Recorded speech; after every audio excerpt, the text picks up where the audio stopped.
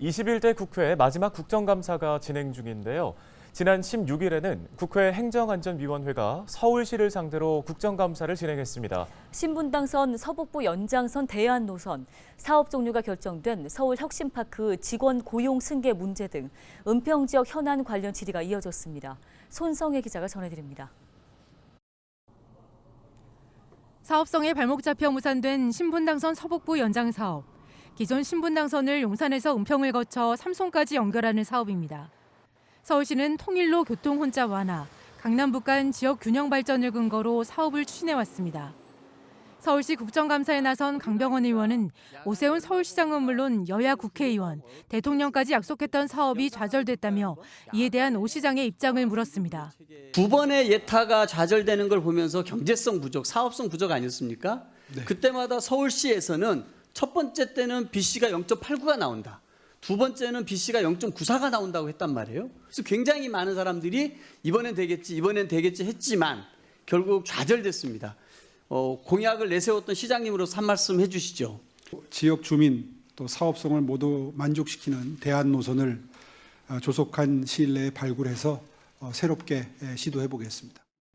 현재 서울시는 경제성을 높이기 위한 대안 노선 관련 용역을 진행 중입니다. 강 의원은 신분당선 서북부 연장 대안 노선에 서북부 지역 주민 의견을 반영해달라고 주문했습니다.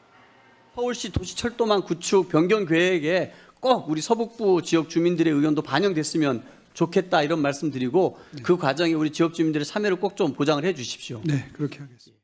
오는 12월 사업 종료로 문을 닫는 서울혁신파크 직원 고용 승계 문제도 제기됐습니다. 서울시는 축구장 15개와 맞먹는 서울혁신파크 부지에 강남 코엑스 규모의 일명 혁신파크 경제문화타운 재조성 사업을 추진 중입니다. 강병원 의원은 혁신파크 운영 중단으로 기존 시설관리 인력이 일자리를 잃게 됐다며 이들의 고용 승계 계획을 물었습니다. 시설관리 인력에 대한 고용 승계가 중요한데 어떻게 하실 계획이십니까? 오세훈 서울시장은 고용 승계를 원칙으로 방법을 강구하고 있다고 답했습니다.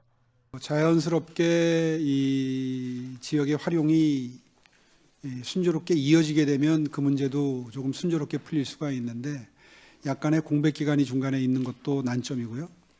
또 사무 인력과 관리 인력을 조금 나누어서 볼 필요가 있겠습니다.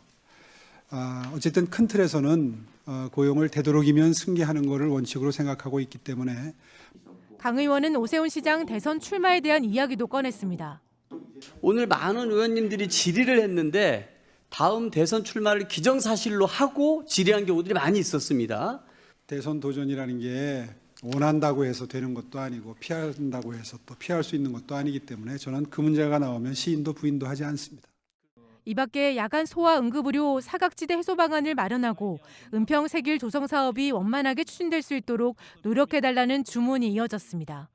헬로티비 뉴스 손성혜입니다.